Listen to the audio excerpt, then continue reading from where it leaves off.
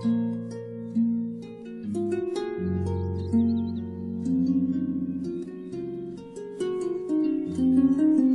Holes and Baby Universe, Lubang Hitam dan Jagat Bayi, serta esai-esai lainnya. Oleh Stephen Hawking. Daftar isi. Prakata. 1. Masa kecil. 2. Oxford dan Cambridge. 3. Pengalaman saya menderita ALS. 4. Sikap masyarakat umum terhadap sains. 5. Sekilas tentang A Brief History. 6. Posisi saya. 7. Apakah babak akhir fisika teoretis sudah tampak? 8. Angan-angan Einstein. 9. Asal-usul jagat raya. 10. Mekanika kuantum lubang hitam. 11. Lubang hitam dan jagat bayi. 12. Apakah segala sesuatu sudah ditentukan? 13. Masa depan jagat raya. 14. Desert Island Disc, sebuah wawancara. Masa kecil. Saya lahir pada tanggal 8 Januari 1942, tepat 300 tahun sesudah Galileo wafat. Namun, menurut taksiran saya, pada hari yang sama telah lahir kira-kira 200.000 bayi lain. Saya tidak tahu apakah di antara mereka di kemudian hari ada yang berminat pada astronomi. Saya lahir di Oxford, kendati saat itu orang tua saya bertempat tinggal di London. Ini karena Oxford merupakan tempat yang aman selama Perang Dunia II, Jerman sepakat untuk tidak mengebom Oxford dan Cambridge, asalkan Inggris tidak mengebom Heidelberg dan Göttingen. Sayang sekali perjanjian beradab seperti ini tidak diberlakukan untuk kota-kota lain. Ayah saya berasal dari Yorkshire. Kakeknya, berarti kakek buyut saya, dahulu seorang petani kaya. Namun ia membeli terlalu banyak lahan sehingga bangkrut ketika depresi melanda bidang pertanian pada awal abad ke-20. Kesusahan ini diwariskannya kepada orang tua ayah, meski mereka masih berusaha menyekolahkannya ke kedokteran Universitas Oxford. Sesudah lulus, ayah terjun dalam penelitian penyakit-penyakit tropis. Lah berangkat ke Afrika Timur tahun 1937. Ketika perang mulai berkecamuk, ia harus menempuh perjalanan darat membelah benua Afrika untuk mendapatkan kapal yang membawanya ke Inggris. Selanjutnya, ia menjadi sukarelawan dalam dinas militer. Meskipun demikian ia dianggap lebih berguna bila tetap meneliti di bidang kedokteran. Ibu saya lahir di Glasgow, Skotlandia, anak kedua dari 7 bersaudara, dari pasangan yang keduanya berprofesi dokter. Keluarga ibu pindah ke selatan, ke kota Devon, ketika ibu berusia 12 tahun. Seperti keluarga dari pihak ayah, keluarga ibu pun tidak kaya. Kendati pun demikian, mereka berusaha menyekolahkannya ke Oxford. Selepas dari Oxford, ia mencoba terjun ke bermacam-macam pekerjaan, termasuk menjadi petugas pajak, yang tidak disukainya. Dia melepaskan pekerjaan itu dan menjadi seorang sekretaris. Disitulah ia bertemu dengan ayah, pada tahun-tahun awal peperangan. Kami tinggal di Highgate, sebelah utara London. Adik perempuan saya, Mary, lahir 18 bulan sesudah saya. Konon saya tidak menyambut kedatangannya dengan rela. Selama masa kanak-kanak, memang ada semacam ketegangan di antara kami, mungkin akibat perbedaan usia yang terlalu dekat. Namun, di masa dewasa, ketegangan itu hilang karena masing-masing menjalani kehidupan yang berbeda. Dia menjadi seorang dokter, yang tentu saja membuat ayah senang. Adik perempuan saya yang lain, Philippa, lahir ketika saya hampir genap 5 tahun, dan sudah mengerti peristiwa itu. Saya masih ingat bahwa ketika itu saya ikut menyambut kedatangannya dan membayangkan bahwa nanti kami akan bermain bertiga. Philippa sangat bersemangat dan cerdas. Saya selalu menghargai keputusan dan pendapatnya. Adik laki-laki saya, Edward, lahir lama kemudian ketika saya berusia 14 tahun, sehingga ia hampir tidak mewarnai masa kanak-kanak saya sama sekali. Dia berbeda sekali dari yang lain, karena sama sekali tidak terpelajar dan tidak cerdas. Ini mungkin baik bagi kami. Dia anak yang agak sulit, tetapi orang tidak bisa tidak menyukainya. Ingatan saya yang paling awal adalah ketika saya berada di sebuah kelompok bermain di Taman Kanak-kanak Byron House, Highgate. Waktu itu saya menangis keras sekali. Di sekeliling saya, anak-anak bermain dengan mainan-mainan yang tampaknya menyenangkan. Saya ingin bergabung, tetapi saya baru 2,5 tahun, dan baru pertama kali ditinggalkan bersama orang-orang yang belum saya kenal. Saya yakin waktu itu orang tua saya agak terkejut melihat reaksi saya, karena saya adalah anak pertama mereka dan mereka telah berusaha mematuhi petunjuk dalam buku-buku cara mendidik anak bahwa anak-anak harus mulai menjalani proses sosialisasi pada usia 2 tahun. Tetapi, mereka langsung membawa saya pulang pada pagi yang menakutkan itu, dan tidak membawa saya lagi ke sana sampai 1,5 tahun kemudian. Pada waktu itu, selama dan setelah perang usai, Higata menjadi daerah tempat sejumlah ilmuwan dan kaum terpelajar tinggal. Di negara lain mereka akan disebut cendekiawan atau kaum intelektual, tetapi orang Inggris tidak pernah mengaku memiliki cendekiawan. Orang tua yang termasuk golongan ini memasukkan anak-anak mereka ke Byron House, yang untuk masa itu merupakan sekolah yang sangat progresif. Saya ingat pernah mengeluh kepada orang tua saya bahwa mereka tidak mengajarkan apapun. Ternyata, guru-guru di situ tidak menggunakan cara-cara yang lazim di zaman itu. Sebaliknya, murid-murid sekolah itu diharapkan belajar membaca tanpa menyadari bahwa mereka sedang diajari. Pada akhirnya saya memang bisa membaca, tetapi baru sesudah usia saya lebih dari 8 tahun. Adik saya, Philippa, diajari membaca dengan metode yang lebih konvensional dan sudah dapat membaca ketika usianya baru 4 tahun. Tetapi, ia memang jelas lebih pintar daripada saya. Kami tinggal di sebuah rumah bergaya Victoria yang tinggi dan sempit, yang dibeli dengan sangat murah semasa perang, ketika kebanyakan orang mengira London akan dibom sampai rata dengan tanah. Sesungguhnya, sebuah roket V2 telah jatuh hanya beberapa rumah jauhnya dari rumah kami. Pada waktu itu saya berada di tempat lain bersama ibu dan adik saya, tetapi ayah tetap tinggal di rumah. Untunglah, ia tidak terluka, dan rumah kami pun tidak sampai rusak parah. Tetapi, selama bertahun-tahun bekas lubang bom yang besar itu tetap ada dan saya biasa bermain di situ bersama Howard, seorang teman yang tinggal di dekat kami. Howard dianggap teman yang tidak sesuai bagi saya karena orang tuanya tidak terpelajar seperti kebanyakan orang tua anak-anak lain yang saya kenal. Dia pun bersekolah di sekolah biasa, bukan di Byron House, dan gemar bermain sepak bola serta tinju, olahraga yang tidak disukai oleh orang tua saya. Sebuah kenangan awal yang lain adalah ketika saya pertama kali mempunyai seperangkat kereta api mainan. Selama perang, pabrik-pabrik mainan tidak berproduksi, paling tidak untuk pemasaran besar-besaran. Tetapi, saya sangat menginginkannya. Kemudian, ayah mencoba membuat seperangkat kereta api dari kayu, tetapi tidak memuaskan, karena saya menginginkan yang dapat berjalan sendiri. Lalu ayah membeli seperangkat kereta api mainan bekas yang berjalan dengan pegas putar, memperbaikinya sedikit dengan solder, dan menghadiahkan mainan itu kepada saya pada perayaan Natal saat saya berusia 3 tahun. Kereta api itu tidak bekerja dengan sempurna. Tetapi, tidak lama sesudah perang ayah berangkat ke Amerika, dan ketika kembali dengan kapal Queen Mary, ia membawa oleh-oleh berupa pakaian dari nilon untuk ibu, yang waktu itu belum bisa diperoleh di Inggris. Untuk Mary ia membawakan sebuah boneka yang dapat mengatupkan kelopak mata bila dibaringkan. Untuk saya, ia membawakan seperangkat kereta api mainan buatan Amerika, lengkap dengan perisai penghalau sapi di bagian depan lokomotif dan rel berbentuk angka 8. Saya masih ingat keriangan yang saya rasakan saat membuka kotak mainan itu. Kereta mainan yang berjalan dengan pegas putar memang menyenangkan, tetapi yang sesungguhnya saya minati adalah kereta listrik. Saya sering menghabiskan waktu berjam-jam hanya untuk menonton kereta api model di sebuah klub di Crouch End, dekat Higata. Saya sampai bermimpi mempunyai kereta api listrik mainan. Akhirnya, ketika kedua orang tua saya sedang pergi, entah kemana, saya mencuri-curi kesempatan untuk mengambil uang dari bank tabungan pos, yang saya peroleh dari beberapa orang pada peristiwa-peristiwa khusus, seperti pembaptisan. Saya menggunakan uang itu untuk membeli seperangkat kereta api listrik, tetapi, sayangnya, jalannya tidak begitu baik. Saat ini, kita bisa menuntut hak-hak kita sebagai konsumen. Semestinya saya mengembalikan mainan itu dan menuntut agar toko atau pabrik menggantinya, tetapi di zaman itu orang masih berpendapat bila kau membeli sesuatu dan ternyata barang itu rusak, berarti kau sedang kurang mujur.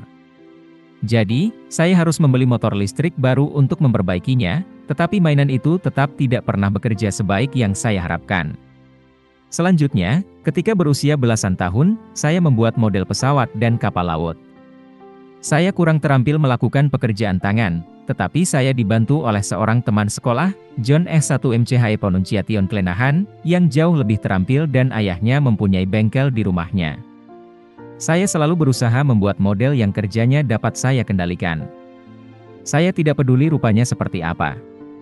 Saya kira dorongan yang sama seperti ini juga yang telah mengarahkan saya ke serangkaian penemuan sejumlah mainan yang sangat rumit bersama seorang teman lain, Roger Verneyhough. Ada model kawasan industri, lengkap dengan pabrik-pabrik, jalan-jalan dan rel, serta tempat menjual produksinya. Ada mainan perang-perangan, yang dimainkan pada sebuah papan dengan 4.000 bujur sangkar di dalamnya, dan juga permainan tradisional, di mana setiap pemain dianggap mewakili sebuah dinasti, dengan silsilah masing-masing. Saya kira, permainan-permainan ini, sama seperti model kereta api, kapal, dan pesawat terbang, muncul dari hasrat untuk mengetahui bagaimana sesuatu bekerja dan bagaimana mengendalikannya. Sejak menempuh pendidikan untuk memperoleh PhD saya, hasrat ini terpenuhi melalui riset-riset dalam kosmologi. Jika Anda mengerti bagaimana alam semesta ini bekerja, berarti, entah bagaimana, Anda dapat mengendalikannya. Pada tahun 1950, tempat kerja ayah dipindahkan dari Hampstead, dekat Highgate, ke National Institute for Medical Research di Mill Hill, di pinggiran utara kota London. Daripada setiap hari harus pergi keluar kota dari Highgate, baginya lebih enak bila kami pindah keluar London, dan dari sana pergi bekerja ke kota.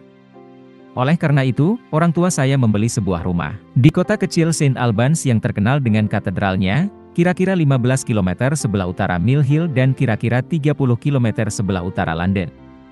Rumah itu bergaya Victoria, besar, anggun, dan mempunyai karakter tertentu.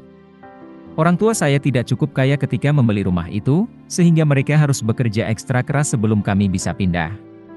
Sesudah itu, seperti orang Yorkshire lain, ia tidak mau membayar tukang untuk memperbaikinya lebih lanjut. Pikirnya, rumah itu cukup dicat ulang untuk perawatannya dan itu dapat dikerjakan sendiri. Tetapi, rumah itu besar dan ia tidak begitu ahli dalam pekerjaan semacam itu. Untunglah rumah itu kuat sekali sehingga masih tetap kukuh meski perawatannya tidak memadai. Orang tua saya menjualnya pada tahun 1985, ketika ayah sakit keras, ia meninggal pada tahun 1986. Baru-baru ini saya pernah melihatnya kembali. Rupanya tidak banyak yang dikerjakan oleh pemilik baru untuk memugarnya, rumah itu masih tampak sama. Rumah itu dirancang untuk keluarga yang mempunyai sejumlah pelayan, dan di dapur terdapat sebuah papan indikator yang dapat menunjukkan di ruang mana seseorang memijit bel. Tentu saja kami tidak mempunyai pelayan, jadi kamar tidur saya yang pertama adalah sebuah ruangan berbentuk liter yang dulu mungkin dimaksudkan untuk seorang pelayan wanita. Saya meminta kamar itu atas saran sepupu saya, Sarah, yang sedikit lebih tua dari saya dan sangat saya kagumi. Salah satu hal yang menarik dari kamar itu adalah bahwa kita dapat memanjat jendelanya untuk turun ke atap tempat sepeda lalu dengan mudah turun ke tanah. Sarah adalah putri kakak tertua ibu saya, Janet, yang seorang dokter dan menikah dengan seorang psikoanalis. Mereka tinggal di sebuah rumah serupa di Harpenden, sebuah desa sejauh 7,5 km lebih jauh ke utara. Karena saran mereka pula kami pindah ke St. Albans. Saya sungguh beruntung bisa dekat dengan Sarah, dan saya sering mengunjunginya di Harpenden dengan bus. Kota St. Albans sendiri terletak dekat puing-puing kota Romawi kuno Verulamium, yang dahulu merupakan kota penting kedua setelah London bagi bangsa Romawi semasa menduduki Inggris. Di abad pertengahan, kota ini memiliki biara yang paling megah di Inggris, dibangun di seputar peristirahatan terakhir Santo Albanus, seorang perwira Romawi yang dalam dokumen gereja tercatat sebagai orang pertama di Inggris yang dihukum mati karena mempertahankan iman Kristianinya. Yang tersisa dari biara itu hanyalah gereja tuanya, yang di kemudian hari dijadikan bagian dari sekolah St. Albans, tempat saya belakangan bersekolah. St. Albans adalah kota yang masyarakatnya agak kaku dan kolot dibanding Highgate atau Harpenden. Orang tua saya hampir tidak bisa berteman di sana. Ini sebagian merupakan salah mereka sendiri, karena mereka terlalu mandiri, khususnya ayah. Tetapi, penduduk di situ memang berbeda. Tidak seorang pun orang tua teman-teman satu sekolah saya di St. Albans dapat digolongkan sebagai orang terpelajar. Di Highgate keluarga kami rasanya dianggap normal, tetapi di St. Albans kami jelas dianggap eksentrik. Cap ini bertambah tebal akibat perilaku ayah sendiri, yang tidak memedulikan penampilannya agar bisa berhemat. Keluarganya pernah jatuh miskin semasa ia muda, dan pengalaman ini sangat membekas dalam dirinya. Dia tidak tega membelanjakan uang untuk kenikmatannya sendiri, bahkan meskipun di kemudian hari ia mampu melakukannya. Dia hanya mempunyai beberapa helai sweater dan sebuah mantel untuk dikenakan di luar pakaian sehari-harinya. Kendati pun demikian, kepada orang lain ia sangat murah hati. Sekitar tahun 1950-an ia ingin memiliki sebuah mobil tetapi merasa bahwa kami tidak mampu membeli yang baru, karena itu ia membeli bekas sebuah taksi London dari zaman sebelum perang. Dia mengajak saya membangun sebuah pondok sederhana sebagai garasinya. Tetangga-tetangga mengejeknya, tetapi kami tidak peduli. Seperti anak-anak lain, saya juga membutuhkan teman, dan saya malu karena orang tua saya. Untunglah mereka tidak mempermasalahkan hal ini. Ketika kami baru pindah ke St. Albans, saya bersekolah di sekolah menengah untuk wanita, yang walaupun namanya begitu menerima murid pria sampai usia 10 tahun. Namun, saya baru bersekolah di sana 1 semester, ayah pergi bertugas ke Afrika seperti tahun-tahun sebelumnya, tetapi kali ini diperkirakan akan memakan waktu lebih lama, yaitu sekitar 4 bulan. Ibu saya merasa tidak sanggup ditinggal sendirian selama itu, jadi ia mengajak saya dan adik-adik saya mengunjungi mantan teman sekolahnya, Brill, yang menikah dengan seorang penyair, Robert Graves. Mereka tinggal di Dea, sebuah desa di pulau milik Spanyol, Majorca. Saat itu baru 5 tahun sesudah perang, dan diktator Spanyol, Francisco Franco, yang dahulu sekutu Hitler dan Mussolini, masih berkuasa. Ternyata, ia bahkan terus berkuasa sampai 20 tahun kemudian. Walau demikian, ibu saya, yang sebelum perang pernah menjadi anggota Liga Pemuda Komunis tetap pergi juga dengan ketiga anaknya yang masih kecil ke Majorca, dengan kapal dan kemudian dengan kereta api. Kami menyewa sebuah rumah di Dea dan merasa betah tinggal di sana. Di sana saya belajar dari guru privat William, putra Robert. Guru privat ini sebetulnya murid Robert dan lebih tertarik menulis naskah sandiwara untuk Festival Edinburgh ketimbang mengajari kami.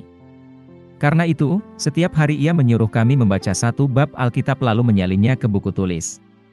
Tujuannya adalah untuk mengajarkan kepada kami keindahan bahasa Inggris. Selama di situ, saya selesai membaca kitab Kejadian dan kitab Keluaran. Salah satu yang diajarkannya kepada saya adalah untuk tidak memulai sebuah kalimat dengan kata "dan". Lalu saya menunjuk kesekian banyak kalimat dalam Alkitab yang dimulai dengan kata "dan", tetapi mendapatkan jawaban bahwa bahasa Inggris sudah berubah sejak Raja James naik tahta. Kalau begitu, mengapa saya disuruh membaca Alkitab untuk belajar bahasa Inggris, bantah saya. Tetapi protes saya sia-sia. Robert Graves sendiri sangat berminat pada simbolisme dan mistisisme dalam Alkitab.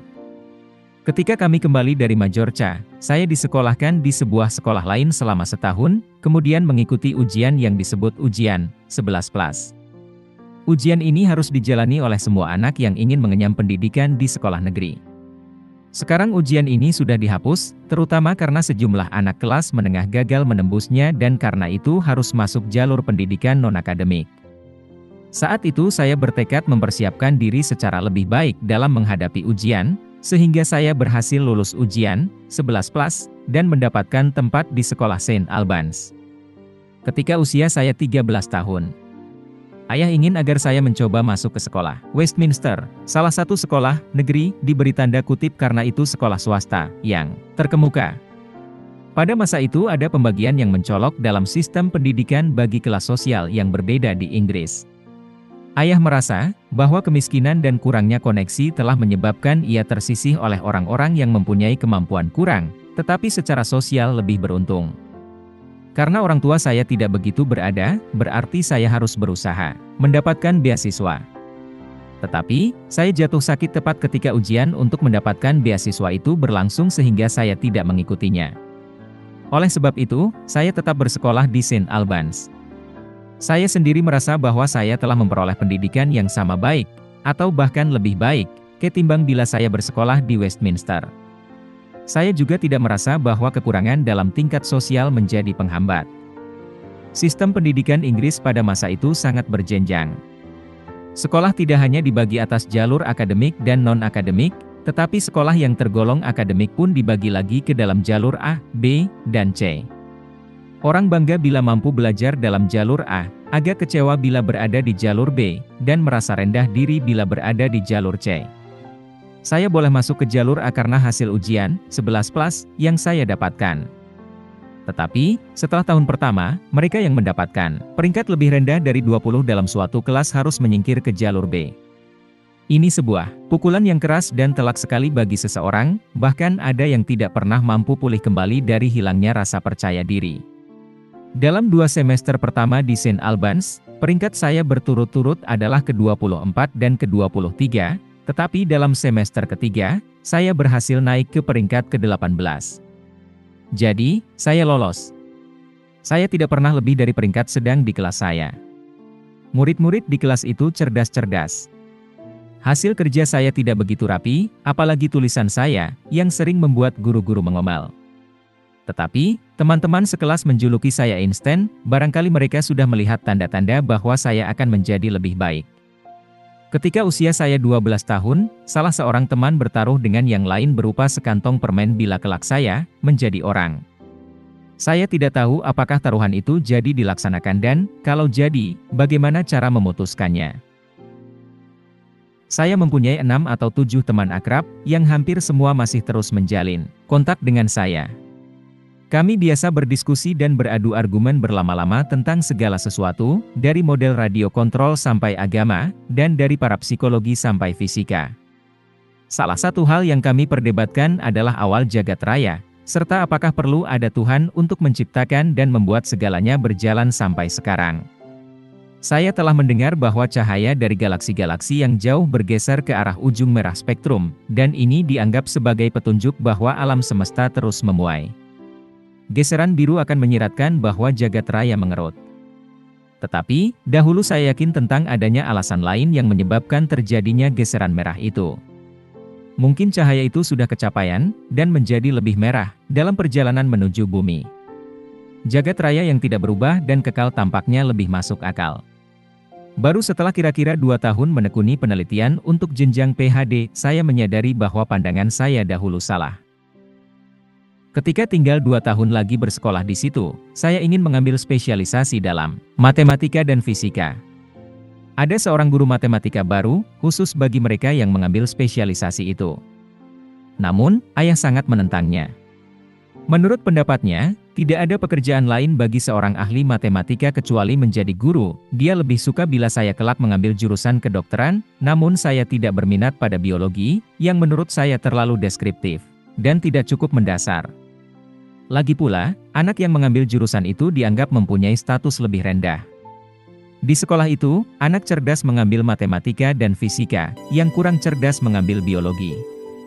Ayah tahu bahwa saya tidak menyukai biologi, tetapi ia mengarahkan saya untuk mengambil kimia dan sedikit matematika.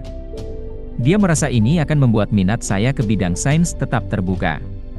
Sekarang saya seorang guru besar matematika, tetapi saya tidak mendapatkan pendidikan formal yang memadai sejak meninggalkan sekolah St. Albans pada usia 17 tahun. Saya harus belajar matematika sendiri. Saya biasa menjadi asisten bagi mahasiswa-mahasiswa prasarjana di Cambridge dan membuat mereka seminggu lebih maju dibandingkan mahasiswa yang sejurusan. Ayah bertugas meneliti penyakit-penyakit tropis, dan ia biasa mengajak saya ke laboratoriumnya di Mill Hill. Saya menyukainya, terutama waktu melihat-lihat melalui mikroskop. La juga biasa mengajak saya ke insektarium, tempat ia menyimpan nyamuk-nyamuk yang terinfeksi penyakit tropis. Ini membuat saya takut, karena rasanya selalu ada saja beberapa ekor nyamuk yang lolos dari kurungan dan beterbangan ke sana kemari. Dia seorang pekerja yang sangat giat dan mengabdi sepenuh hati kepada penelitiannya. Seolah ia menaruh dendam karena merasa orang lain yang tidak begitu berprestasi tetapi mempunyai latar belakang yang bagus dan koneksi telah melampauinya lewat jalan belakang. Dia sering mengingatkan saya untuk waspada kepada orang-orang semacam itu. Tetapi, saya pikir fisika agak berbeda dengan kedokteran. Tidak peduli di sekolah mana kita belajar atau siapa relasi kita bisa maju asalkan berprestasi. Saya selalu berminat kepada bagaimana sesuatu bekerja dan biasa membongkarnya untuk mencari tahu, tetapi saya tidak begitu ahli memasangnya kembali seperti semula. Nilai saya dalam pelajaran praktik tidak pernah menyamai nilai dalam pelajaran teori. Ayah mendukung ketertarikan saya pada sains, dia bahkan membimbing saja dalam matematika sampai saya mencapai tingkat penguasaan yang lebih tinggi darinya. Dengan latar belakang ini, dan teladan ayah saya, tidak mengherankan di kemudian hari saya terjun ke penelitian ilmiah. Dalam tahun-tahun pertama, saya tidak membuat pembedaan antara satu jenis sains dari yang lain. Tetapi, sejak usia 13 atau 14 tahun, saya tahu bahwa saya ingin membuat penelitian dalam fisika karena inilah ilmu yang paling dasar. Ini bertolak belakang dengan kenyataan, bahwa bagi saya pelajaran fisika adalah yang paling membosankan di sekolah, karena terlalu mudah dan terlalu gampang. Kimia jauh lebih menarik karena sering terjadi hal-hal yang tak terduga, seperti ledakan. Tetapi, fisika dan astronomi menawarkan harapan tentang pemahaman yang menyangkut dari mana kita berasal, dan mengapa kita hadir di bumi ini. Saya ingin menguak jagat raya sampai sedalam-dalamnya. Mungkin sudah ada sedikit hasilnya, namun masih banyak yang belum saya ketahui. 2. Oxford dan Cambridge. Ayah ingin sekali saya melanjutkan sekolah ke Oxford atau Cambridge. Ia sendiri dahulu bersekolah di University College, Oxford. Jadi menurutnya saya pun harus mendaftarkan diri ke sana, karena saya pasti mempunyai peluang lebih besar untuk diterima. Pada waktu itu, University College belum mempunyai program beasiswa untuk jurusan matematika. Itu juga sebabnya ayah menyarankan saya mengambil kimia, agar saya dapat mencari beasiswa untuk ilmu pengetahuan alam ketimbang matematika. Anggota keluarga yang lain pergi ke India selama setahun, tetapi saya tinggal karena harus mengikuti ujian A-level serta ujian masuk universitas. Kepala sekolah menganggap saya terlalu muda untuk masuk Oxford, tetapi pada bulan Maret 1959 itu saya mengikuti ujian untuk mendapatkan beasiswa, bersama dua anak lain dari angkatan setahun lebih dahulu daripada saya. Saya yakin nilai ujian saya buruk, dan merasa sangat tertekan karena selama ujian praktikum, pengawas dari universitas sering bercakap-cakap dengan peserta lain tetapi tidak dengan saya. Betapa mengejutkan ketika beberapa hari setelah pulang dari Oxford, saya memperoleh telegram yang mengabarkan bahwa saya menerima beasiswa. Usia saya 17 tahun, dan kebanyakan teman kuliah seangkatan sudah menjalani dinas militer dan jauh lebih tua. Saya merasa agak kesepian selama tahun pertama dan sebagian tahun kedua. Pada tahun ketiga barulah saya betul-betul merasa betah. Sikap umum yang dianut oleh para mahasiswa Oxford pada masa itu adalah anti kerja keras.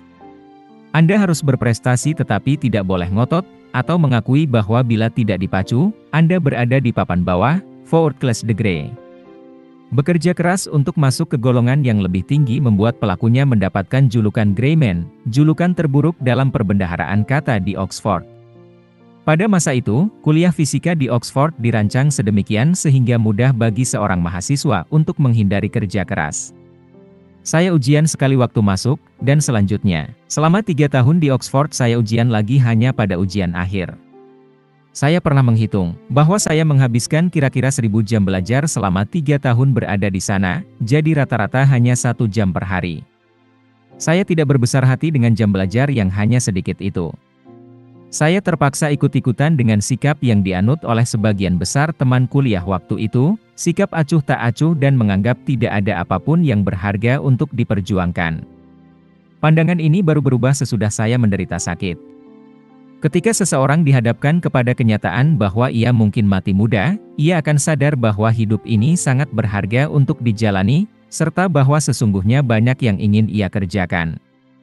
Karena kurang belajar, untuk ujian akhir saya berencana hanya mengerjakan soal-soal fisika teoretis dan melepaskan pertanyaan-pertanyaan yang menyangkut masalah-masalah praktis. Saya tidak bisa tidur pada malam sebelum ujian berlangsung karena tegang, dan akibatnya saya tidak mampu menjalaninya dengan cukup baik. Nilai saya terletak di batas nilai antara first dan second degree, sehingga harus diwawancarai oleh para penguji untuk menentukan kegolongan mana sesungguhnya saya termasuk. Dalam wawancara itu mereka bertanya mengenai rencana-rencana saya di masa mendatang. Saya menjawab bahwa saya ingin terjun ke penelitian. Jika mereka memasukkan saya ke first degree, saya melanjutkan belajar ke Cambridge. Sedangkan bila hanya mendapatkan second degree, saya tetap di Oxford. Ternyata mereka memberi saya first degree. Saya merasa ada 2 bidang fisika teoretis fundamental yang dapat saya pilih untuk penelitian. Yang pertama adalah kosmologi, yakni studi tentang sesuatu yang sangat besar. Sedangkan yang lain adalah partikel elementer, studi tentang sesuatu yang sangat kecil. Saya merasa partikel elementer kurang menarik karena, walaupun para ilmuwan telah menemukan banyak partikel baru, waktu itu belum ada teori pasti yang dapat mendukung temuan-temuan itu. Yang mampu mereka lakukan hanyalah menata partikel-partikel itu ke dalam kelompok, seperti dalam botani. Sebaliknya, dalam kosmologi, ada teori yang sudah terdefinisikan dengan baik, yaitu teori relativitas umum Einstein. Waktu itu, di Oxford belum ada orang yang meneliti kosmologi, sedangkan di Cambridge ada Fred Hoyle, astronom Inggris yang terkenal pada masa itu. Oleh sebab itu, saya mendaftar untuk meraih PhD di sana dengan Fred Hoyle sebagai pembimbing. Permohonan saya untuk melakukan penelitian di Cambridge diterima karena saya mendapatkan first degree di Oxford. Namun saya kecewa karena pembimbing saya bukan Fred Hoyle, melainkan seseorang bernama Dennis Sciama, yang belum pernah saya dengar. Untunglah, pada akhirnya saya sadar bahwa itulah yang terbaik bagi saya. Fred Hoyle sering sekali pergi ke luar negeri, sehingga seandainya ia menjadi pembimbing saya, jarang sekali kami bisa bertemu. Sebaliknya, Dennis Sciama selalu di tempat, dan ia selalu membuat saya bersemangat, walau gagasan-gagasannya sering tidak saya setujui. Karena tidak banyak mendapatkan pelajaran matematika saat di sekolah menengah dan di Oxford, mula-mula saya merasa bahwa teori relativitas umum sulit sekali sehingga tidak banyak kemajuan yang saya capai. Selain itu, sejak setahun terakhir di Oxford, saya sudah merasakan bahwa gerak tubuh saya mulai agak kaku. Tidak lama setelah saya kuliah di Cambridge, saya didiagnosis menderita ALS, amyotrophic lateral sclerosis, sebutan yang dikenal di Inggris untuk sejenis penyakit yang menyerang saraf motorik. Di Amerika Serikat, penyakit yang sama disebut penyakit Lou Gehrig. Para dokter tidak sanggup mengobati atau memberi jaminan bahwa sakit yang saya derita tidak akan menjadi lebih parah. Mula-mula tampaknya penyakit itu berkembang dengan cepat sekali. Saya kehilangan semangat untuk meneruskan penelitian saya, karena saya tidak yakin dapat hidup cukup lama untuk meraih gelar PhD. Namun, sesudah agak lama, serangan penyakit tersebut terasa mereda. Pada saat yang sama saya juga mulai memahami teori relativitas umum, dan ini membuat penelitian saya memperoleh kemajuan. Tetapi, yang sungguh membuat saya berubah adalah pergaulan saya dengan seorang gadis bernama Jane Wilde, yang saya kenal sekitar waktu saya dinyatakan menderita ALS. Ini memberi saya semangat untuk hidup. Kalau kami akan menikah, saya harus mendapatkan pekerjaan, dan untuk mendapatkan pekerjaan saya harus menyelesaikan PhD. Oleh sebab itu, saya mulai bekerja keras untuk pertama kalinya dalam hidup. Betapa mengejutkan ketika ternyata saya menyukainya. Mungkin kurang adil bila kegiatan itu disebut bekerja.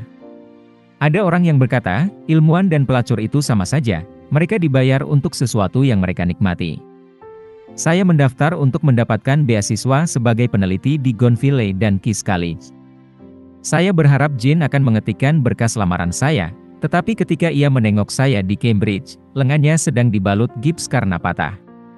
Seharusnya saya bisa bersikap lebih simpatik karena yang patah adalah lengan kirinya sehingga ia masih bisa mengerjakan pengetikan itu. Tetapi waktu itu saya langsung meminta bantuan orang lain. Dalam berkas lamaran, saya harus menyebutkan 2 nama orang yang dapat menjadi pemberi referensi tentang penelitian saya. Pembimbing saya menyarankan saya memilih Hermann Bondi selain dirinya sendiri. Bondi seorang profesor matematika di King's College, London, dan pakar dalam teori relativitas umum. Saya pernah berjumpa dengannya beberapa kali, dan ia pernah menerima makalah yang saya tulis untuk dimuat dalam jurnal Proceedings of the Royal Society. Saya meminta kesediaannya untuk menjadi sponsor ketika ia baru saja selesai memberi kuliah di Cambridge. Waktu itu ia menatap saya dengan kaget, lalu mengiyakan. Namun, ternyata ia tidak mengingat saya, karena ketika King's College menyuratinya untuk memeriksa referensi saya, ia menjawab bahwa ia belum pernah mengenal saya. Sekarang, dengan begitu banyaknya orang yang mendaftar untuk mendapatkan beasiswa penelitian, jika salah seorang pemberi referensi menyatakan tidak kenal, berarti sirnalah sudah peluangnya untuk diterima. Untunglah waktu itu keadaan masih sepi. King's College menyurati saya tentang jawaban yang mengecewakan dari Hermann Bondi. Dengan segera pembimbing saya menulis surat kepada Hermann Bondi untuk menyegarkan kembali ingatannya. Tidak lama kemudian, Bondi memberi saya surat pengantar yang jauh lebih baik daripada yang pernah saya harapkan. Saya berhasil mendapatkan beasiswa dan sejak itu terdaftar sebagai mahasiswa pascasarjana King's College. Beasiswa itu mengandung arti bahwa Jane dan saya dapat menikah, yang kami langsungkan pada bulan Juli 1965. Kami berbulan madu selama sepekan di Suffolk, sesuai dengan kemampuan keuangan kami. Kemudian kami pergi ke sebuah lokakarya musim panas tentang teori relativitas umum di Cornell University dekat New York. Ini sebuah kesialan. Kami tinggal di sebuah asrama yang penuh dengan pasangan yang membawa banyak anak kecil, jadi bulan madu kami agak terganggu. Kendatipun demikian, lokakarya musim panas itu bermanfaat sekali bagi saya karena di situ saya berjumpa dengan banyak orang terkemuka dalam bidang tersebut. Penelitian saya hingga tahun 1970 adalah dalam kosmologi, ilmu yang mempelajari jagat raya dalam skala besar. Buah karya saya yang paling penting selama periode ini adalah tentang singularitas. Pengamatan terhadap galaksi-galaksi yang jauh menunjukkan bahwa galaksi-galaksi tersebut menjauh dari kita, jagat raya memuai. Ini menyiratkan bahwa galaksi-galaksi itu di masa lampau pastilah saling berdekatan. Dari sini timbul pertanyaan, apakah di masa lampau semua galaksi pernah mengumpul sehingga kerapatan jagat raya ini mempunyai harga tak terhingga? Atau apakah dahulu ada fase kontraksi, pengerutan, di mana galaksi-galaksi berusaha agar tidak saling bertumbukan? Mungkin galaksi-galaksi itu saling bersilangan dan kemudian saling menjauh dari yang lain. Untuk menjawab pertanyaan-pertanyaan ini, diperlukan teknik-teknik matematika yang baru. Teknik-teknik matematika ini dikembangkan antara tahun 1965 dan 1970, terutama oleh Roger Penrose dan saya sendiri. Penrose waktu itu bekerja di Birkbeck College, London, sekarang di Oxford. Kami menggunakan teknik-teknik ini untuk memperlihatkan bahwa jika teori relativitas umum benar, pastilah di masa lampau ada suatu keadaan di mana kerapatan jagat raya tak terhingga. Keadaan dengan kerapatan tak terhingga ini disebut singularitas dentuman besar, Big Bang Singularity. Artinya, ilmu pengetahuan tidak akan mungkin memperkirakan bagaimana jagat raya ini dimulai jika teori relativitas umum benar.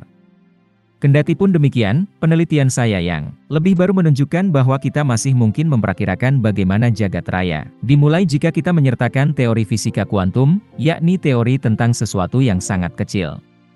Teori relativitas umum juga meramalkan bahwa bintang-bintang yang besar akan runtuh, kolapse, dan menyusut dengan sendirinya saat energi nuklir mereka habis. Penelitian yang saya lakukan bersama Penrose menunjukkan bahwa bintang-bintang tersebut akan terus menyusut, sampai mencapai suatu singularitas dengan kerapatan tak terhingga. Singularitas ini akan merupakan akhir hayat, paling tidak bagi bintang bersangkutan serta apapun yang ada di atasnya. Medan gravitasi singularitas akan begitu kuatnya, sehingga cahaya tidak mungkin lolos keluar dari kawasan yang mengelilingi akibat tersedot kembali oleh medan gravitasi. Kawasan sampai batas di mana apapun tidak dapat lolos disebut lubang hitam, black hole. Sedangkan batasnya sendiri disebut horizon peristiwa, event horizon. Apapun atau siapapun yang jatuh ke dalam lubang hitam melalui horizon peristiwa, akan mengakhiri hayatnya di singularitas. Saya berpikir tentang lubang hitam saat berangkat tidur pada suatu malam di tahun 1970, yakni tidak lama setelah kelahiran putri saya, Lucy. Tiba-tiba saya sadar bahwa banyak teknik hasil pengembangan kami, Penrose dan saya, untuk membuktikan singularitas dapat diterapkan pada lubang hitam, khususnya yang membuktikan bahwa luas horizon peristiwa, yang merupakan batas lubang hitam, tidak dapat berkurang meski waktu terus berlalu. Bila dua buah lubang hitam saling tumbuk dan bergabung menjadi sebuah lubang hitam tunggal, luas horizon lubang hitam gabungan itu akan lebih besar daripada jumlah luas horizon peristiwa kedua lubang hitam, sebelum terjadinya tumbukan. Ini merupakan suatu hal yang penting mengenai besar energi yang dapat dipancarkan dalam tumbukan. Saya begitu bersemangat sampai hampir tidak dapat tidur malam itu. Dari tahun 1970 sampai 1974, saya menitik beratkan penelitian pada lubang hitam. Tetapi, dalam tahun 1974 saya menemukan sesuatu yang mungkin sangat mengejutkan, lubang hitam ternyata tidak betul-betul hitam. Artinya, bila kita memperhatikan perilaku satu bagiannya dalam skala kecil, ternyata ada partikel dan radiasi yang masih dapat lolos dari lubang hitam. Lubang hitam memancarkan radiasi sama seperti sebuah benda panas. Sejak tahun 1974, saya telah berusaha menggabungkan teori relativitas umum dan mekanika kuantum menjadi sebuah teori yang konsisten. Salah satu hasilnya adalah proposal yang saya buat dalam tahun 1983 bersama Jim Hartley dari Universitas California di Santa Barbara, yaitu bahwa baik waktu maupun ruang mempunyai besar yang terbatas, tetapi tidak mempunyai batas atau tepi. Ini mungkin seperti permukaan bumi, tetapi dengan dua dimensi lebih banyak. Luas permukaan bumi terbatas, tetapi tepinya tidak ada. Selama saya melakukan perjalanan, saya tidak pernah terjatuh dari tepi bumi. Jika proposal itu benar, berarti singularitas tidak ada, dan kaidah-kaidah sains akan berlaku di mana saja, termasuk pada awal jagat raya. Pemahaman tentang cara jagat raya lahir bergantung pada hukum-hukum sains. Saya mungkin akan berhasil memenuhi ambisi saya untuk menemukan bagaimana alam semesta dimulai. Tetapi, saya masih tetap belum tahu mengapa jagat raya dimulai. 3. Pengalaman saya menderita ALS. Saya sering ditanyai, bagaimana perasaan Anda sebagai seorang penderita ALS? Jawab saya, tidak banyak bedanya. Saya mencoba menjalani hidup ini senormal mungkin, tidak terlalu memikirkan kondisi saya, dan tidak menyesalinya karena telah menghalangi rencana-rencana saya, yang untungnya tidak banyak. Sungguh tak terperikan guncangan yang saya rasakan ketika mengetahui bahwa saya menderita penyakit saraf motorik. Sejak masih kanak-kanak, gerak tubuh saya memang tidak begitu terkoordinasi dengan baik. Sebagai contoh, saya tidak mampu bermain bola dengan baik, dan karena itu pula saya tidak begitu menyukai kegiatan-kegiatan fisik. Tetapi, segala sesuatunya berubah saat saya masuk Oxford. Saya sadar untuk lomba tingkat profesional, saya masih disertakan dalam lomba-lomba antar college. Namun, pada tahun ketiga di Oxford, saya merasakan bahwa gerak tubuh saya menjadi kaku, dan beberapa kali saya terjatuh tanpa sebab yang jelas. Tetapi, sesudah saya di Cambridge, tahun berikutnya, ibu saya melihat keanehan itu dan membawa saya ke dokter keluarga.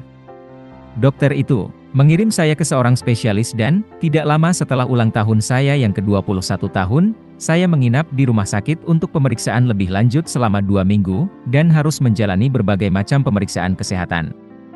Mereka mengambil sampel otot dari lengan saya, menanamkan elektrode ke tubuh saya, menyuntikkan sejenis cairan radiologi ke dalam tulang belakang, dan mengamati geraknya dengan sinar X saat tempat tidur dimiringkan.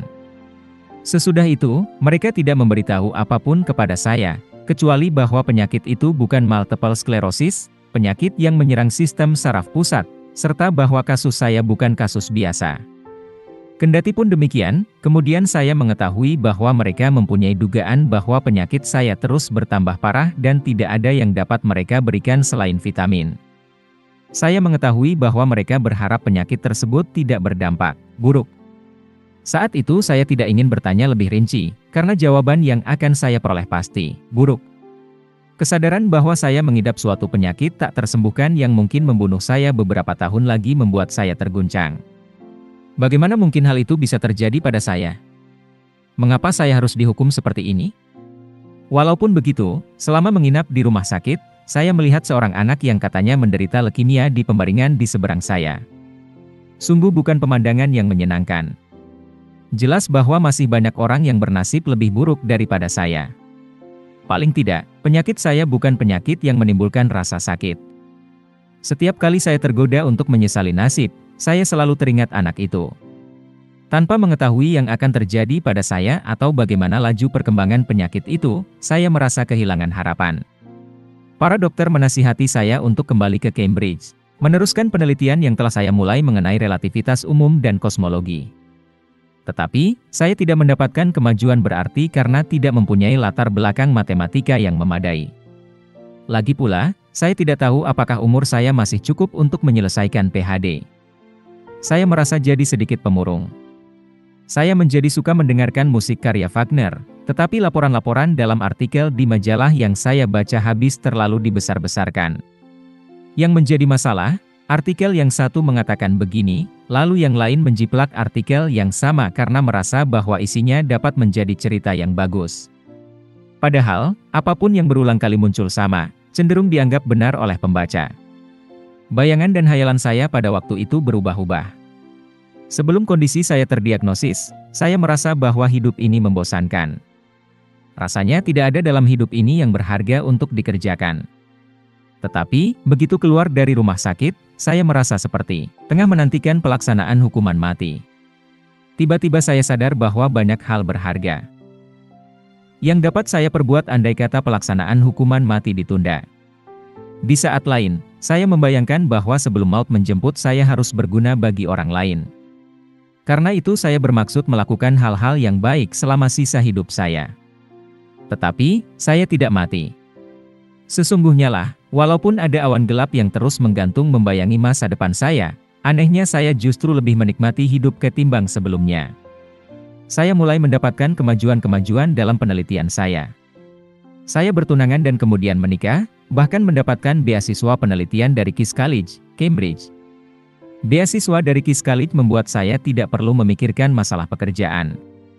Saya beruntung karena telah memilih penelitian dalam fisika teoretis, karena ini merupakan salah satu dari hanya sedikit bidang di mana kondisi fisik seperti yang saya alami tidak menjadi hambatan serius. Saya pun beruntung karena reputasi ilmiah saya meningkat bersamaan dengan makin buruknya kecacatan saya. Banyak orang menawarkan sejumlah jabatan yang memungkinkan saya melakukan penelitian tanpa harus memberi kuliah. Kami juga beruntung dalam masalah pemondokan. Saat menikah, Jane masih kuliah di Westfield College, London, jadi ia harus pergi ke London sepanjang pekan. Artinya, kami harus mencari tempat yang tidak menyulitkan saya karena saya tidak mampu berjalan jauh. Kepada pihak universitas saya meminta bantuan, tetapi bendaharawan universitas saat itu memberitahu bahwa menurut kebijakan yang berlaku pihak universitas tidak mengurusi masalah pemondokan mahasiswa. Oleh karena itu, saya mendaftarkan diri memesan salah satu unit dalam sebuah kompleks flat baru yang sedang dibangun. Bertahun-tahun kemudian, saya baru mengetahui bahwa flat itu sesungguhnya milik universitas, tetapi mereka tidak bercerita kepada saya. Namun, ketika kami kembali dari acara musim panas di Amerika, flat itu belum selesai dibangun. Untuk tempat tinggal sementara, bendaharawan universitas menawarkan sebuah kamar di asrama untuk para mahasiswa pascasarjana. Ia berkata, biasanya kami menyewakan kamar ini seharga 12 shilling 6 pence semalam. Tetapi, karena Anda berdua dalam satu kamar, Anda harus membayar 25 shilling. Kami hanya tinggal 3 malam di situ, karena kami segera menemukan sebuah rumah kecil, kira-kira 100 meter jauhnya dari departemen saya di universitas. Rumah itu milik sebuah college lain, yang diberikan kepada salah seorang mahasiswanya. Ia baru saja pindah ke sebuah rumah di pinggir kota, sehingga ia mengoperkan rumah itu kepada kami sampai 3 bulan masa sewanya yang tersisa habis. Namun, sebelum 3 bulan itu habis, kami sudah menemukan sebuah rumah lain di jalan yang sama, rumah yang dibiarkan kosong. Tetangga rumah itu menghubungi pemiliknya di Dorset, dan mengatakan bahwa alangkah sia-sia bila rumah tersebut dibiarkan tak berpenghuni sementara ada sepasang orang muda tengah mencari pemondokan. Maka rumah itu disewakan kepada kami. Sesudah tinggal di sana selama beberapa tahun, kami bermaksud membelinya, sehingga kami memohon bantuan pinjaman dana kepada universitas. Pihak universitas mengadakan survei tetapi menyimpulkan bahwa mereka tidak berani menanggung risiko. Maka kami mengajukan permohonan serupa kepada sebuah lembaga pembangunan perumahan. Kredit yang kami peroleh belum mencukupi harga rumah, namun orang tua saya memberi kami uang untuk menutupi kekurangan tersebut. Kami tinggal di sana sampai 4 tahun kemudian, sampai saya tidak mampu lagi naik turun tangga. Kali ini, pihak universitas sudah lebih memperhatikan saya, lagi pula, pejabat bendahara universitasnya pun sudah ganti. Mereka menawarkan sebuah rumah milik universitas yang tidak bertingkat. Ini cocok sekali bagi saya karena kamar-kamarnya besar dan pintu-pintunya lebar. Letaknya pun tidak terlalu jauh sehingga saya dapat pergi sendiri ke universitas menggunakan sebuah kursi roda listrik. Rumah itu juga baik bagi ketiga anak kami, karena di sekelilingnya ada sebuah taman yang dirawat oleh juru taman universitas. Sampai tahun 1974, saya mampu menyuap makanan sendiri, begitu pula naik turun pembaringan. Jane berusaha membantu saya dan membesarkan 2 anak kami tanpa bantuan orang lain. Tetapi, sesudah itu keadaan semakin buruk, sehingga saya mengajak salah seorang mahasiswa peneliti saya tinggal bersama kami. Sebagai ganti ongkos pemondokan dan bimbingan akademik dari saya, setiap hari ia membantu saya naik turun pembaringan. Sejak tahun 1980, kami menyewa perawat-perawat khusus yang datang selama 1 atau 2 jam pada pagi dan malam hari. Ini berjalan terus sampai ketika saya menderita pneumonia pada tahun 1985. Saya terpaksa menjalani operasi tracheostomi, dan sejak itu memerlukan bantuan perawat selama 24 jam. Ini dimungkinkan karena saya memperoleh bantuan dari beberapa yayasan. Sebelum operasi, bicara saya sudah sedemikian parau, sehingga hanya beberapa orang yang mengenal saya secara dekat yang sanggup memahami kata-kata saya. Tetapi, paling tidak saya masih dapat berkomunikasi. Saya menulis setiap makalah dengan mendiktekannya kepada seorang sekretaris, dan memberi seminar menggunakan seorang penerjemah yang bertugas mengulang kata-kata saya ke dalam bentuk yang jauh lebih jelas. Ternyata, operasi tracheostomi menghilangkan kemampuan berbicara saya sama sekali. Selama beberapa waktu, satu-satunya cara saya berkomunikasi adalah dengan mengeja huruf demi huruf dengan mengangkat alis bila seseorang menunjuk huruf yang saya maksudkan pada sebuah kartu eja. Sulit sekali melakukan percakapan dengan cara seperti itu, apalagi bila ingin mendiktekan sebuah makalah. Untunglah, ada seorang pakar komputer di California bernama Walt Wolters yang mendengar penderitaan saya. Ia mengirimi saya sebuah program komputer buatannya yang disebut Equalizer. Ini memungkinkan saya memilih kata-kata dari serangkaian menu pada layar dengan memijit sebuah tombol. Mula-mula saya menjalankan program Equalizer itu pada sebuah komputer meja. Tetapi, kemudian, David Mason, seorang pakar dari Cambridge Adaptive Communication, memasang sebuah komputer pribadi berukuran kecil dan alat penyintesis suara pada kursi roda saya. Sistem ini memungkinkan saya berkomunikasi dengan cara yang jauh lebih baik ketimbang sebelumnya. Saya dapat menyusun sampai 15 patah kata dalam waktu 1 menit. Saya dapat langsung menyuarakan kalimat-kalimat itu atau menyimpannya ke dalam disket. Selanjutnya, saya dapat mencetaknya atau mengeluarkan lagi kalimat demi kalimat dalam bentuk suara bicara. Dengan sistem ini saya telah menyusun 2 buah buku dan sejumlah makalah ilmiah. Saya juga telah membawakan sejumlah presentasi, baik ilmiah maupun populer. Semua yang saya komunikasikan dapat ditangkap dengan baik. Saya yakin bahwa ini terutama berkat mutu penyintesis suara yang dibuat oleh Speech Plus. Bagi siapapun, suara sangatlah penting. Jika suara bicara Anda tidak jelas pengucapannya, orang cenderung menganggap Anda mempunyai cacat mental. Alat penyintesis tersebut sejauh ini merupakan yang terbaik dari yang pernah saya dengar, karena alat ini bisa mengeluarkan intonasi yang beragam dan tidak berbicara seperti robot. Satu-satunya yang agak janggal bagi saya adalah aksennya bergaya Amerika. Betapapun, sekarang saya telah dikenali dari suara tersebut. Saya tidak ingin mengubahnya meski ditawari penyintesis lain yang beraksen Inggris. Saya tidak ingin merasa menjadi orang yang lain lagi. Saya telah menderita penyakit saraf motorik hampir sepanjang masa dewasa saya. Namun, ini tidak menghalangi saya memiliki keluarga yang sangat menyenangkan dan kesuksesan dalam pekerjaan. Saya berterima kasih atas bantuan yang telah diberikan oleh istri saya, anak-anak saya, dan sejumlah besar orang serta organisasi. Saya termasuk beruntung karena kondisi saya berkembang dengan laju yang lebih lambat dibanding dalam kebanyakan kasus lain. Ini membuktikan bahwa orang tidak boleh putus harapan. 4. Sikap masyarakat umum terhadap sains. Entah disukai atau tidak, dunia tempat kita tinggal telah mengalami banyak perubahan selama beberapa ratus tahun terakhir. Dan selama 100 tahun mendatang, perubahan itu mungkin akan lebih cepat lagi. Ada yang ingin menghentikan perubahan-perubahan ini dan kembali ke zaman yang menurut mereka lebih murni, lebih sederhana. Tetapi, sejarah telah menunjukkan, zaman lampau tidaklah seindah yang kita bayangkan. Memang, bagi sebagian kecil orang keadaan tidak begitu buruk, meskipun ilmu kedokteran belum maju dan proses melahirkan merupakan peristiwa berisiko tinggi bagi kaum wanita. Tetapi, bagi sebagian besar orang, hidup sangat tidak menyenangkan, keras, dan pendek. Lagi pula, meski kita menghendaki, kita tidak dapat memutar jam kembali ke masa lampau. Pengetahuan dan teknik-teknik yang sudah ditemukan tidak dapat dilupakan begitu saja. Orang juga tidak mungkin mencegah kemajuan-kemajuan di masa mendatang. Meskipun seluruh dana pemerintah untuk penelitian dihapuskan, dengan pengandaian bahwa dalam hal ini pemerintah masih dapat melayani rakyat dengan baik, iklim persaingan masih akan memaksa orang menciptakan pengembangan-pengembangan teknologi. Selain itu, orang tidak mungkin menghentikan otak yang terus mencari dari berpikir tentang sains yang mendasar, entah dibayar atau tidak. Satu-satunya cara mencegah perkembangan lebih lanjut adalah dibentuknya sebuah negara adikuasa yang totaliter, yang mampu melarang orang berkreasi, berinisiatif, dan berpikir, walaupun keberhasilannya tidak mungkin 100%. Yang mungkin terwujud hanyalah perlambatan laju perubahan.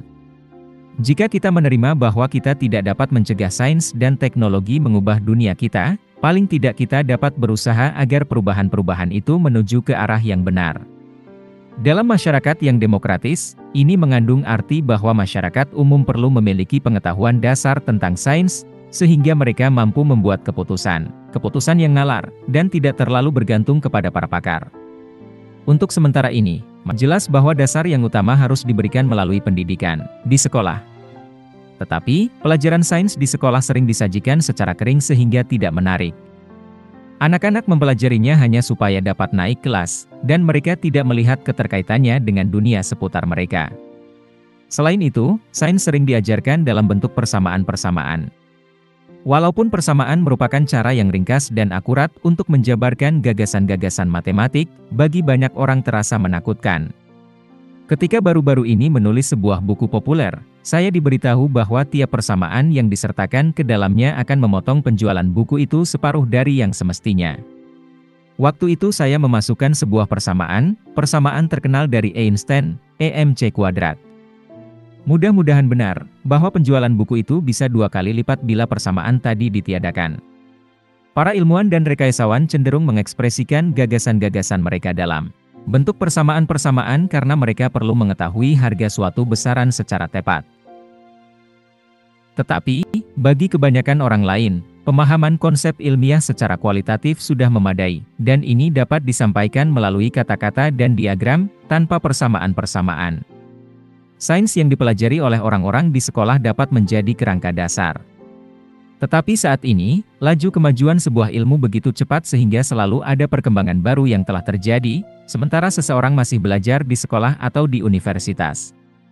Saya tidak pernah belajar tentang biologi molekuler atau transistor di sekolah, padahal rekayasa genetik dan komputer adalah 2 perkembangan yang akan paling banyak mengubah cara hidup kita di masa mendatang.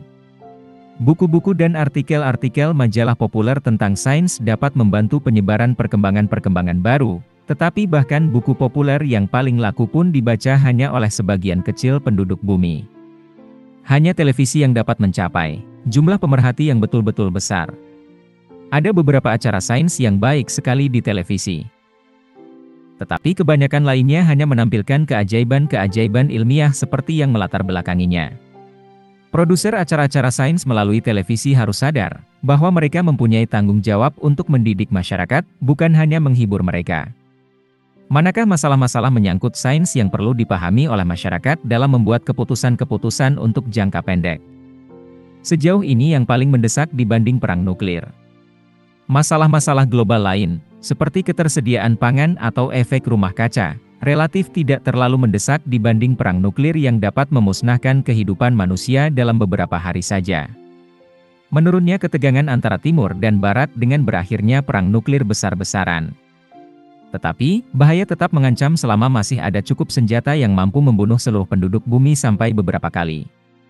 Di negara-negara bekas Uni Soviet dan di Amerika Serikat, senjata nuklir masih dalam keadaan siap luncur, untuk menghancurkan semua kota besar di belahan bumi utara. Sebuah kesalahan komputer atau sebuah pemberontakan oleh sekelompok orang yang menangani senjata nuklir dapat memicu perang dunia.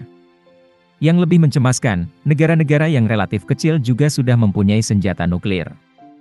Negara-negara besar sudah mencoba menunjukkan perilaku yang bertanggung jawab, namun siapa yang dapat menjamin perilaku negara-negara kecil tersebut?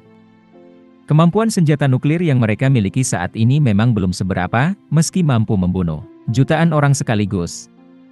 Tetapi, yang lebih berbahaya adalah bila perang nuklir antara 2 negara kecil sampai menyeret negara-negara besar yang memiliki persenjataan lengkap dan dahsyat. Masyarakat umum perlu sekali menyadari bahaya perang nuklir ini sehingga mereka dapat memberikan tekanan kepada pemerintah masing-masing untuk menyetujui perlucutan senjata-senjata besar. Menghapuskan seluruh senjata nuklir barangkali tidak mungkin, tetapi bahaya dapat berkurang jika jumlah senjata tersebut dikurangi. Andai kita berhasil menghindari perang nuklir, masih ada bahaya lain yang dapat menghancurkan kita semua. Ada sebuah kelakar iseng yang mengatakan bahwa kita tidak diserbu oleh makhluk angkasa luar. Karena mereka tahu bahwa suatu peradaban akan menghancurkan diri sendiri bila telah mencapai tahapan seperti kita saat ini. Tetapi, saya masih mempunyai cukup keyakinan bahwa kita dapat membuktikan itu salah.